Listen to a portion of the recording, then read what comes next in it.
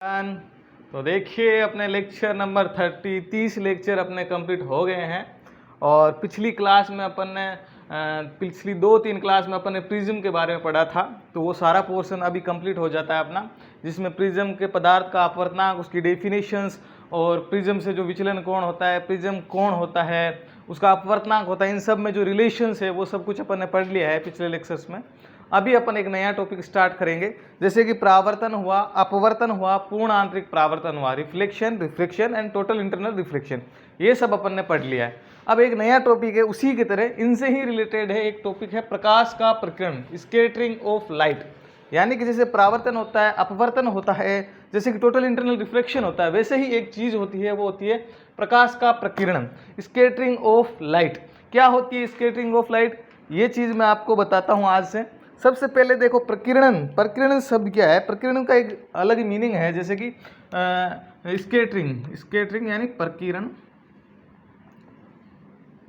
प्रकीर्णन का मतलब ये हो जाता है अपना, अपने लैंग्वेज में बोले तो टकराकर फैलना, टकराकर फैलना। प्रकीर्णन का मतलब बन जाता है अपना टकराकर फैलना। मतलब आप समझ गए होंगे, टकराकर फैलना। अब अपना नाम आ रहा है प्रकाश का प्रकीर्णन, इसका मतलब कुछ नहीं करना, प्रकाश आगे जोड़ दो, टकराकर फैलना तो मीनिंग है, प्रकाश है, मतलब प्रकाश का टकराकर फैलना क्या कहलाता है, प्रकाश का प्रकीर्णन, स्कैटरिंग ऑफ लाइट। ठीक है, तो आया समझ में। प्रकीर्णन का मतलब है टकराकर फैलना, और जब प्रकाश इसके आगे जोड़ दें तो इसका मतलब हो गया कि लाइट का किसी सतह से टकराकर फैलना। ठीक है, तो यहाँ पे मैंने पहले ही लिख दिया आपकी डेफिनेशन कि प्रकाश का किसी माध्यम से या फिर किसी माध्यम की सतह से टकराकर अलग अलग दिशाओं में फैलने की घटना प्रकाश का प्रकीर्णन कहलाती है। देखिए भाई साहब, जैसे एक एग्जाम्पल दूं मैं, जैसे उदाहरण दूं मैं, देखो जैसे सूर्य के प्रकाश का धूल के कणों या फिर गैसों के कणों भी हो सकते हैं, कुछ भी, धूल के कणों से टकराकर फैलना, ये धूल के कण भी हो सकते हैं, और जो अपना एटमॉस्फेयर में गैसेस के कण हैं वो भी हो सकते हैं। ऐसा ही नहीं है सिर्फ धूल के ही हो, गैसेस के कण हो, उनसे टकराकर अलग अलग दिशाओं में फैलने की जो घटना है वो क्या कहलाती है, प्रकाश का प्रकीर्णन, स्कैटरिंग ऑफ लाइट। तो समझ में आ गया एग्जाम्पल। अब एग्जाम्पल समझाने से पहले और भी 2-3 इसके एग्जाम्पल है, बहुत शानदार है, बहुत ही इंटरेस्टिंग है, मजेदार है, इसलिए पूरा वीडियो जरूर देखना कि अलग अलग बातें बताएंगे। लेकिन उससे पहले एक नियम होता है, प्रकाश के प्रकीर्णन के लिए एक नियम है, वो रेले नाम के साइंटिस्ट ने दिया था। रेले नाम का एक वैज्ञानिक था, उसने प्रकीर्णन के संबंधित एक नियम दिया था स्कैटरिंग का, कि प्रकाश के प्रकीर्णन की जो मात्रा है, कि भाई प्रकीर्णन ज्यादा होगा, कम होगा, कैसे होगा, क्यों होगा, उसके लिए उसने एक नियम दिया था कि प्रकीर्णन की मात्रा तरंग दैर्ध्य के चतुर्थ घात के व्युत्क्रमानुपाती होती है। कहने का मतलब कि मैं यहाँ पे आपको लिख के बताता हूँ, आपको समझाता हूँ। रेले का नियम, रेले का नियम, अगर आपको एक नंबर अलग से पूछे तो भी आपके लिए ठीक है। और रेले का नियम जो है वो रेले ने दिया था, प्रकीर्णन के लिए दिया था। वो उसने क्या बोला था, उसने ऐसा बोला था कि प्रकीर्णन जो होता है, यानी कि जो प्रकाश टकराकर फैलता है, वो व्युत्क्रमानुपाती होता है। व्युत्क्रमानुपाती मतलब 1/, किसके, तरंग दैर्ध्य के, तरंग दैर्ध्य के चतुर्थ घात के, 4 घात लगा दो इसके, चतुर्थ घात के। समझ में आया। तो आप क्या बोलोगे कि रेले के नियमानुसार जो प्रकीर्णन होता है, स्कैटरिंग होता है, स्कैटरिंग जो होता है वो लैम्डा की, जो तरंग दैर्ध्य होता है उसको लैम्डा से डिनोट करते हैं, लैम्डा की घात 4 के व्युत्क्रमानुपाती होता है। ये होता है अपना रेले का नियम। तो आप रेले के नियम को अगर भाषा में लिखना चाहोगे तो कैसे लिखोगे, ऐसे लिखोगे कि रेले के अनुसार प्रकाश के प्रकीर्णन की मात्रा, किसी प्रकाश के प्रकीर्णन की मात्रा तरंग दैर्ध्य की चतुर्थ घात के व्युत्क्रमानुपाती होती हैं। तो आप लिख लो, जैसे कि ऐसा बोलोगे कि रेले का नियम, हेडिंग डालो, फिर लिखो कि प्रकाश की मात्रा, प्रकाश के प्रकीर्णन की मात्रा प्रकाश के तरंग दैर्ध्य की चतुर्थ घात के व्युत्क्रमानुपाती होती है। ये समझ में आया। और यहाँ पर स्कैटरिंग यानी प्रकीर्णन व्युत्क्रमानुपाती 1/λ/4 यानी कि तरंग दैर्ध्य की चतुर्थ घात के व्युत्क्रमानुपाती। यहाँ तक नियम समझ में आया। अब इस नियम का मतलब क्या हुआ वो भी आपको समझ में आ जाएगा, आगे होगा मैं समझाता हूँ। इसका मतलब ये हुआ कि जैसे अर्थात यदि किसी प्रकाश, जैसे सबसे ज़्यादा किसका तरंग दैर्ध्य होता है आपको पता है, तरंग दैर्ध्य सबसे, जैसे विबग्योर से मैंने आपको बताया था, VIBGYOR,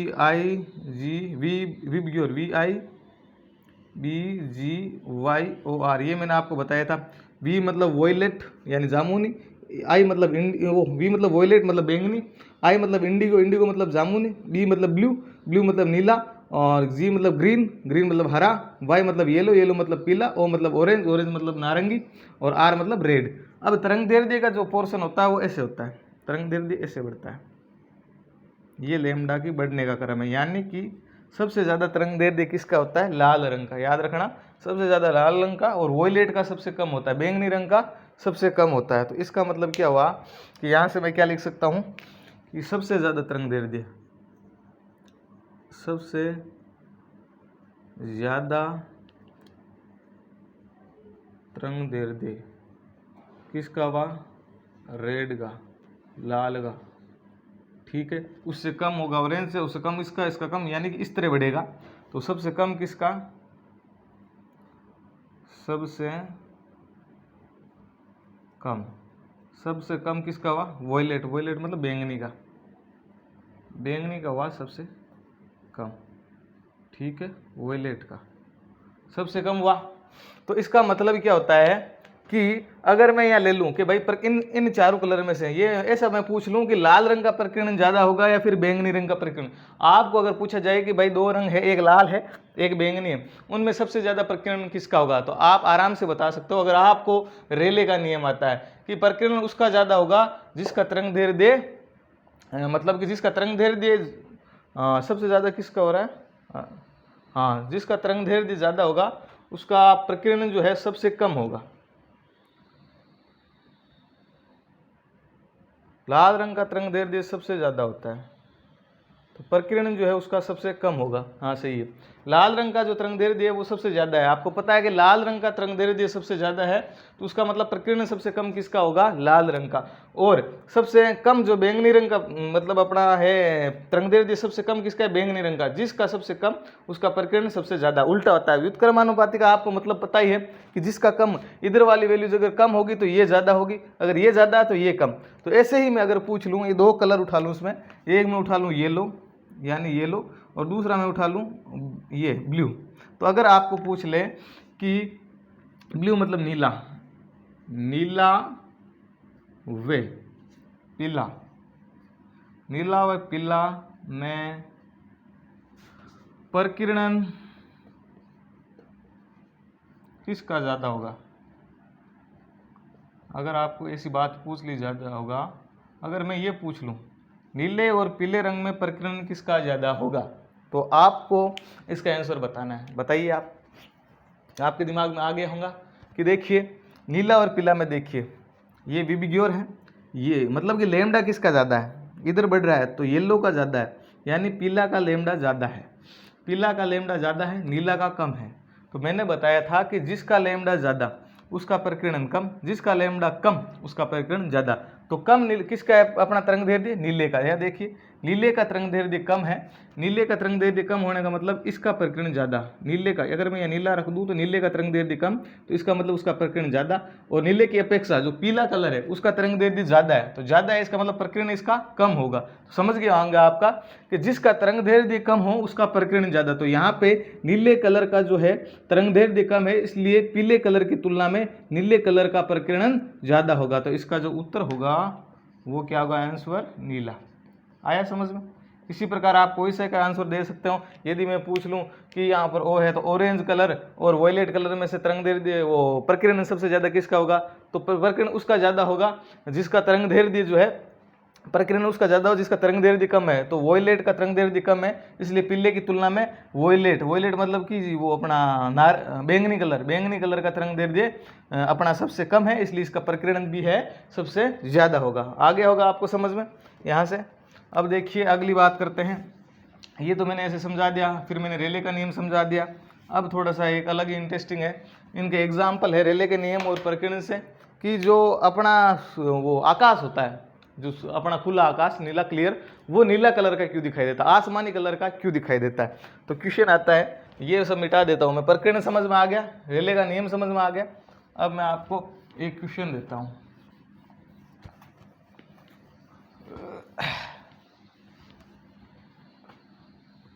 सब का आंसर आपको आता है, लेकिन उसको समझाना है मेरे को। पहला क्वेश्चन था,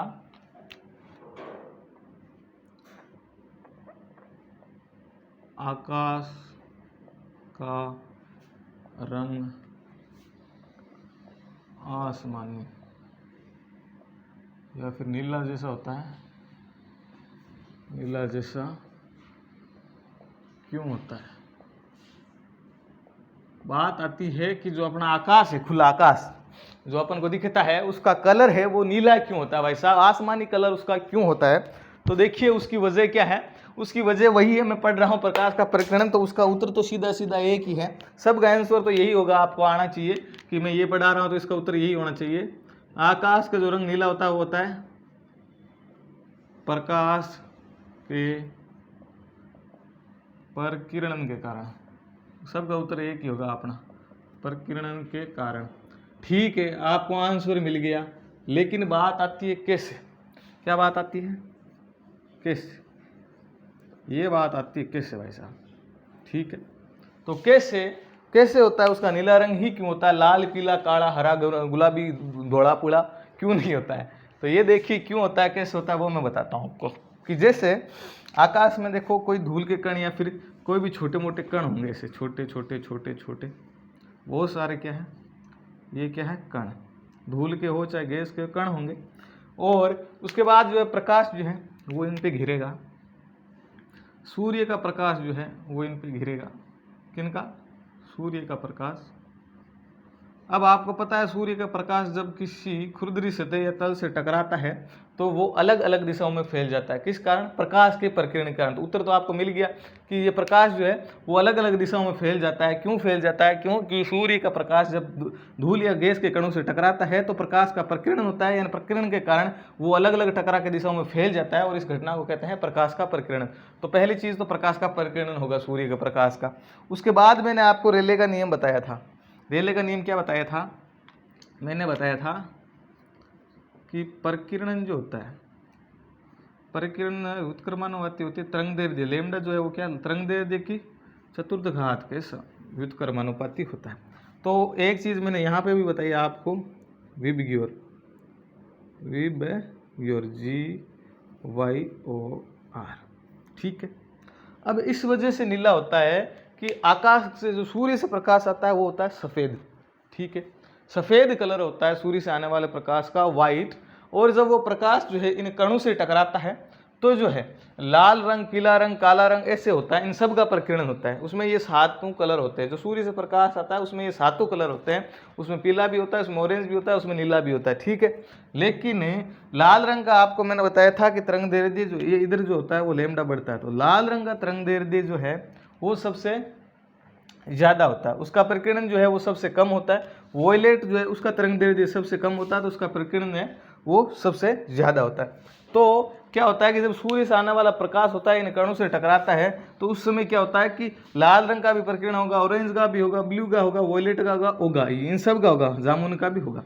लेकिन जो है ये सारे कलर जो होते हैं वो जो है बहुत ही मतलब पास पास होते हैं, ऐसे होते हैं कि इनका कॉम्बिनेशन बन जाता है। कॉम्बिनेशन जो बनता है तो ये बात यहाँ आपको समझनी पड़ेगी कि ये सारे कलर जो मिलके जो कॉम्बिनेशन बनाते हैं, इसे टकराने के बाद प्रकीर्णन होता है, प्रकीर्णन होने के बाद जो ये कॉम्बिनेशन बनाता है वो कलर जो होता है वो होता है आसमानी, नीला कलर होता है। ये सब का प्रकीर्णन होगा तो लाल रंग का जो प्रकीर्णन है लैम्डा इसका सबसे ज़्यादा है तो सबसे कम होगा, उसके बाद में इसका कम, और वॉयलेट है उसका प्रकीर्णन सबसे ज़्यादा, यानी कि जो थोड़ा थोड़ा सा बैंगनी कलर है वो सबसे ज़्यादा फैलेगा, जो बैंगनी कलर है सबसे ज़्यादा फैला। उसके बाद में देखो इंडिगो जामुनी सा कलर है वो भी ज़्यादा फैलेगा, और जो ब्लू नीला है वो कलर ज़्यादा फैलेगा, और ऑरेंज और रेड कलर है वो कम फैलेंगे। इसका मतलब ये आपके कलर कौन से हैं, ये वॉयलेट मतलब आपका पता है बैंगनी प्लस ये कौन सा है जामुनी, ये जामुनी प्लस ये कौन सा है नीला, उसके बाद अगला कौन सा है हरा।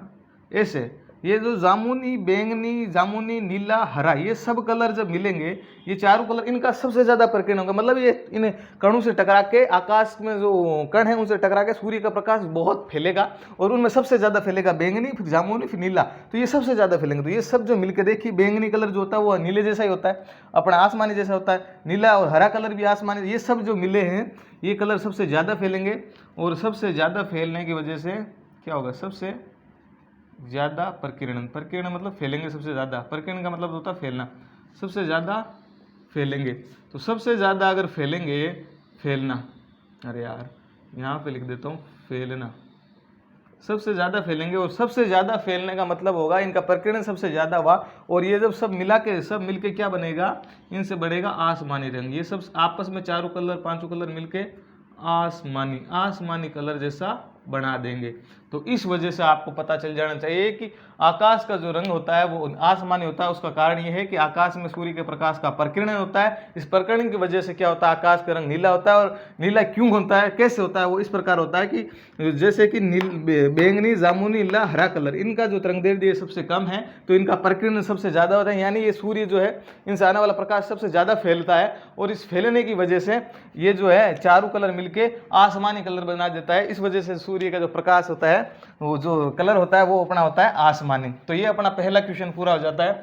उसके बाद में अगले क्वेश्चन की मैं बात करूं, अगले क्वेश्चन की बात करूं तो देखिए 2-3 एग्जाम्पल है। दूसरा क्वेश्चन है कि जो लाइट होती है, अपने जैसे गोपाल जी अगर गाड़ी चला रहे हैं तो उसको स्टॉप क्यों करेंगे, कि वहाँ पे रेड लाइट है, तो वो लाइट लाल कलर की क्यों होती है। लाइट जो होती है रेड, वो सड़क का लाइट, यहाँ क्वेश्चन में लिख दूँ। दूसरा कि रोड लाइट लाल कलर की क्यों होती है, लाल रंग की क्यों होती है। अगर गोपाल जी को गाड़ी चलाना होता है और जैसे ही लाल बत्ती कर देते हैं तो वहाँ रोक देते हैं, लेकिन वो लाल कलर की ही क्यों लगाते हैं। बात ये आती है लाल कलर की इसलिए होती है, उसका भी उत्तर यही होगा, उत्तर तो सबका यही होगा, प्रकाश का प्रकीर्णन, प्रकाश के प्रकीर्णन के कारण। लेकिन वही बात कैसे, बात आती है कैसे, प्रकाश के प्रकीर्णन के कारण कैसे है, वो लाल कलर की ही रखते हैं, क्यों नहीं उसको हरी, काली, पीली, नीली कर देते हैं, लाल कलर की सबसे ज़्यादा क्यों रखते हैं। उसका कारण मैं आपको बताता हूँ कि मैंने वही बताया था कि इसके ये सारी चीज़ बार बार काम आ रही है। आपको फिर बताया था मैंने कि प्रकीर्णन जो होता है वो व्युत्क्रमानुपाती होता है लैम्डा की घात 4 के, ठीक है। तो जिस कलर का अपना विबग्योर से मैंने बताया था, VIBGYOR, विग्योर से मैंने बताया था कि लेमडा इधर बढ़ता है, तो जिसका लेमडा ज़्यादा, मैंने बताया था जिसका लेमडा ज़्यादा होगा, जिसका लेमडा ज़्यादा होगा उसका प्रकीर्णन कम होगा। तो इनमें देखिए, इसमें बैंगनी, Indigo, blue, green, yellow, orange, सबसे ज़्यादा लेमडा किसका है, लाल का है। तो लाल रंग का जो है अपना लेमडा ज़्यादा है, यानी कि तरंगदैर्ध्य ज़्यादा है, और जिसका तरंगदैर्ध्य ज़्यादा है उसका प्रकीर्णन सबसे कम होगा। यानी कि जो लाल कलर होता है वो सबसे कम प्रकीर्णन का मतलब फैलता सबसे कम है, तो लाल कलर सबसे कम फैलता है। इस वजह से वो रोड लाइट होती है वो लाल कलर की होती है, क्योंकि जब कोई व्यक्ति दूर से देखेगा तो उसको अगर वो लाइट अपन पीले कलर की या काले कलर की या फिर हरे कलर की कोई अलग कलर की कर देंगे तो वो लाइट जो है फैल जाएगी, क्योंकि वो अगर फैल जाएगी तो दूर से देखने वाला बंदा उसको देख नहीं पाएगा। लेकिन जो लाल कलर होता है उसका प्रकीर्णन सबसे कम होता है, यानी कि जो लाल कलर होता है वो सबसे कम फैलता है, और इस सबसे कम फैलने की वजह से ही जो रेड लाइट होती है अपने लाल कलर की होती है। तो समझ में आ गया होगा आपका कि लाल कलर की क्यों होती है, क्योंकि प्रकीर्णन के कारण, और प्रकीर्णन के कारण क्यों होती है, क्योंकि उसका जो फैलाव होता है वो सबसे कम होता है। इस वजह से जो रोड लाइट है वो लाल कलर की होती है। समझ में आ गया।